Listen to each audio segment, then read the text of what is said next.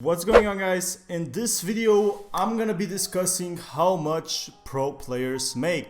And I know in my last two videos I looked like complete shit and like I was run over by a train. That was because I did not get enough sleep.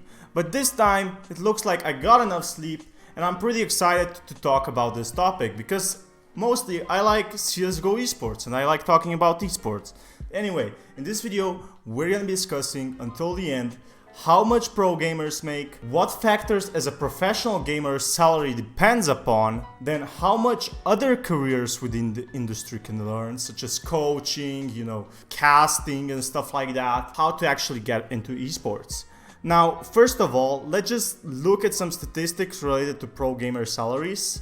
Okay, so top player of 2017 in esports earned a prize of 2.5 million. So that's a lot of money. That's basically, if you win that, you're set for life.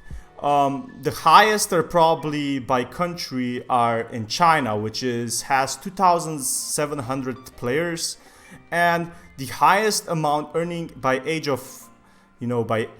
is a 22-year-old player. So in the average, most people earning the money are about 22 years old or less. So Dota players are paid the most. Now, so how do esport teams actually make the money? It's not only just, tournaments. You probably think, oh, look, these guys are getting tons of money by going to the major and getting paid like 2 million each player, but it's actually a lot more than that. So of course, the first thing we have are the prizes from the tournaments. Yeah, that's something that is most of the money, but for example, on Dota 2 International hosted a 24 million, almost a 25 million prize pool with a 10 million or 11 million for a first place won by Team Liquid, and that's just insane amount of money. Think about it.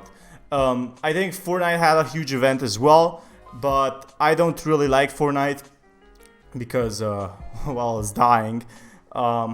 But also, they don't only get the amount from tournaments, but like all people, they get average salaries. So the average salaries are basically non-existent for really small teams. For example, tier 5 teams, they aren't getting paid probably shit, They probably get $300, $400. Even a coach doesn't get paid. It's more like, it's really hard to be paid if you're a small timer in esports. But when you're up there, just like in YouTube or like Twitch, you get paid a shit ton of money.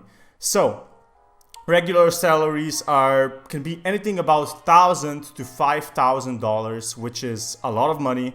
And for example, some are like paid $65,000 to $75,000 per year, of course, which is pretty nice considering you play esports. But then there's also sponsors. So for example, we have like big sponsors right now in esports because it's getting sponsored just like normal sports.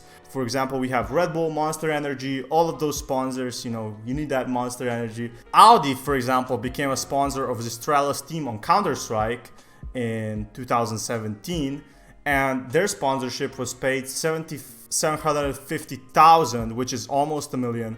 And many esport pros also use streaming, which is of course normal. Usually they stream on Twitch, and that supplements their pro salary, which a Twitch streamer with 2,000 subscribers, Twitch gives about half of the Twitch earnings from the subs, can earn an extra $5,000 a month. But then we also have like donations and stuff like that, skin donations and maybe even sponsorships on the streams.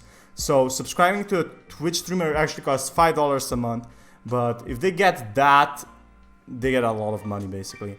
And now we go look at the other career in sports, which is, host or broadcaster has a average salary of $700 to $1,000 per broadcast. The thing is, we're talking about the big major events. Like usually I know a few casters myself, I'm friends with a few of them, and they started making zero at the start, or they made, well, I'm not gonna reveal that information how much my friend made, but he didn't make much as he told me at the start.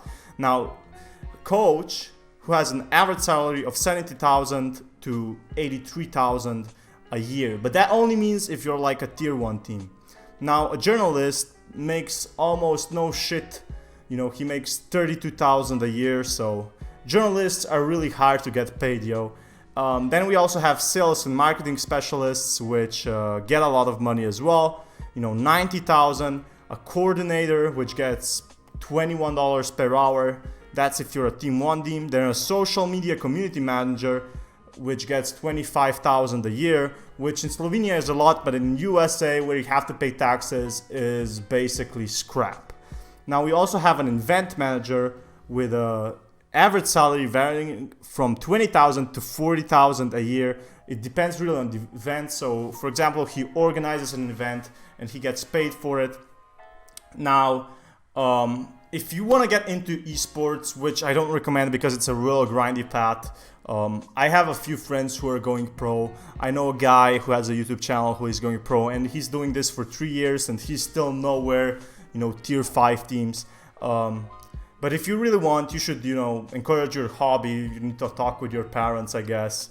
And you should go to those tournaments. Like, you should pick a team, you know, maybe take out summer and practice really hard and stuff like that. You will get, you know, there's so much things you have to do, but esports is a growing trend, which a lot of people are losing money. So this was basically recommended by my brother actually, and he told me that, well, a lot of these esports organizations, they make money because not everyone quite wins the tournaments, and that's completely normal. You can't always win, but just know out there it's really hard to go pro and get paid for it. You can go pro at any time, but it takes a lot of dedication, and especially you need to win a lot of teams.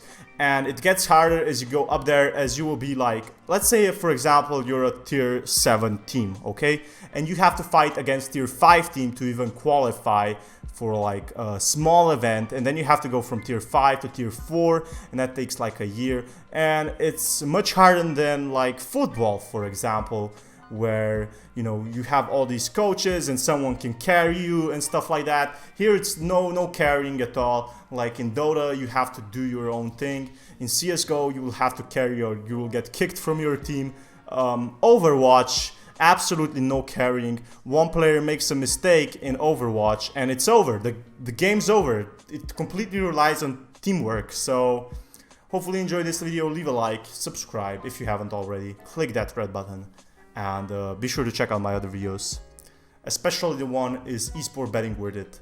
And this is Fatman, sign out. Peace, guys.